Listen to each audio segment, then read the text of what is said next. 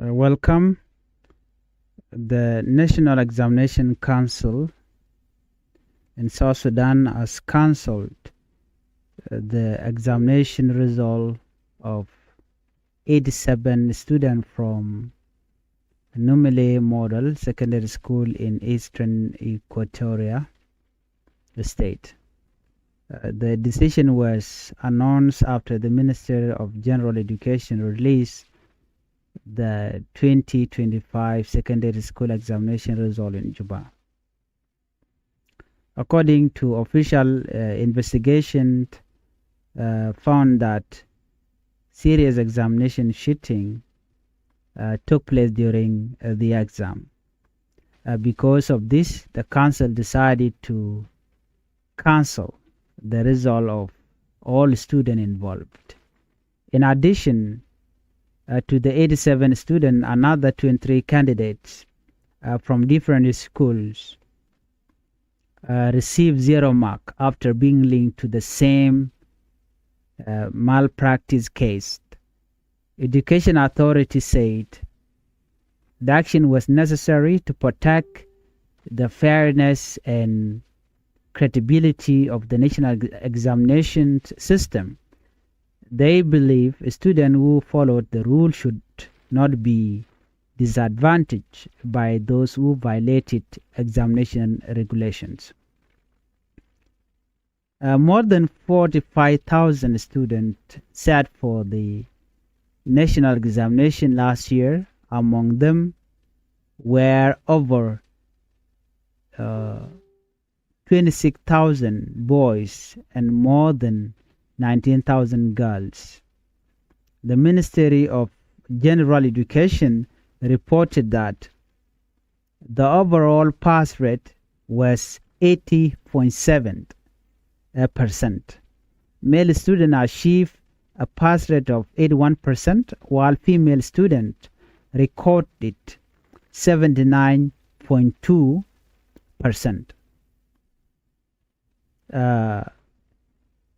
The decision has generated mixed reaction among the public. Some people support the council decision or the council action, saying cheating must be punished. It must be punished to maintain educational standard. Others are concerned about the future of the affected student and hope they will be given another opportunity to continue their education. As South Sudan continues to improve its education system, authorities said honesty and discipline remain important value for all students. Let's take a look at South Sudan strengthened Ebola prevention measures. According to this report, police and health officials are calling for increased vigilance along South Sudan's border due to fear of Ebola spreading from neighboring countries. The warning comes after cases of the Bundibuguyo strain of Ebola were reported in part of Uganda and the Democratic Republic of Congo. Health experts say this strain particularly concerning because there is currently no licensed vaccine available for it. General Said Shawulum, the Inspector General of Police, has instructed security personnel, especially immigration officers, to strengthen border control and prevent illegal crossing. He emphasized that border officers are the country's first line of defense against the disease and must remain alert at all times. The police chief also asked citizens to report suspicious border crossing and to notify authorities if they notice anyone showing symptoms associated with Ebola. Meanwhile, the Ministry of Health said South Sudan has not recorded any confirmed Ebola cases. However, officials stress that prevention is the best way to protect the country. Health officials have advised people living near border areas such as Yei, Kajokeji, Yambio, Kaya, and Numile to reduce unnecessary travel and avoid situations that could increase the risk of infection. Authorities are also encouraging families to monitor relatives returning from affected areas. Anyone arriving from regions experiencing outbreak may be asked to remain under observation for 21 days.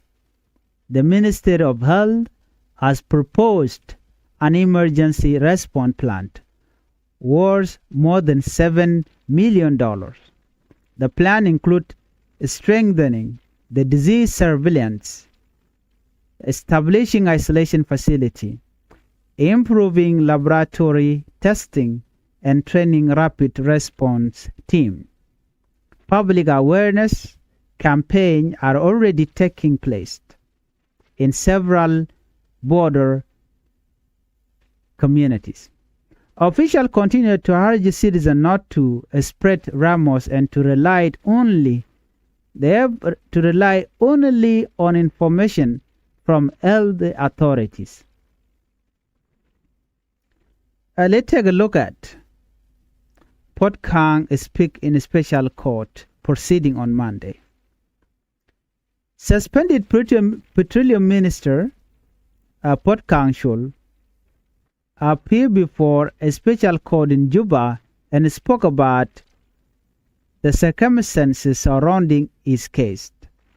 During his testimony, Honorable Puot Kang said that Stephen Parkour, who was arrested on the same day, was released shortly afterward. Honorable Puot Kang claimed that the release happened because Stephen Parkour allegedly accepted what he described as a political agenda. These claims were made during court proceedings and have not been independently verified. The suspended minister questioned why both men were initially detained under similar accusation, but only one was released. During his statement, Honorable Puot Kang criticized the current political environment and argued that opposition figures face increasing pressure. Honorable Puot Kang denied all charges brought against him and described the case as politically motivated. Honorable Puot Kang also rejected allegations that he had any involvement in the Nasser conflict of the March 2025. He stated that he was not present in the area and had no communication with the youth involved in the clashes. Furthermore, he disputed claims regarding financial support allegedly provided to army group. The court aired his testimony as part of ongoing legal proceeding involving several detainees linked to the SPLA-IO. Honorable Puot Kang ended his remark by expressing confidence that the judge would make their decision based on evidence and justice. This case remains before the court, and many South Sudanese continue to follow the proceeding closely. These are the major stories making headline today in South Sudan. The examination council has cancelled the result of students involved in examination malpractice. Health authorities are strengthening Ebola prevention measures at the country border. And the special court continued to hear testimony in the case involving suspended petroleum minister Puot Kang. Well, if you are new to Changfied YouTube channel, I would like you to tip the channel by subscribing, turn on the notification bell, so whenever we upload a new video, you can be notified. Thank you for watching. Let's meet on the next video.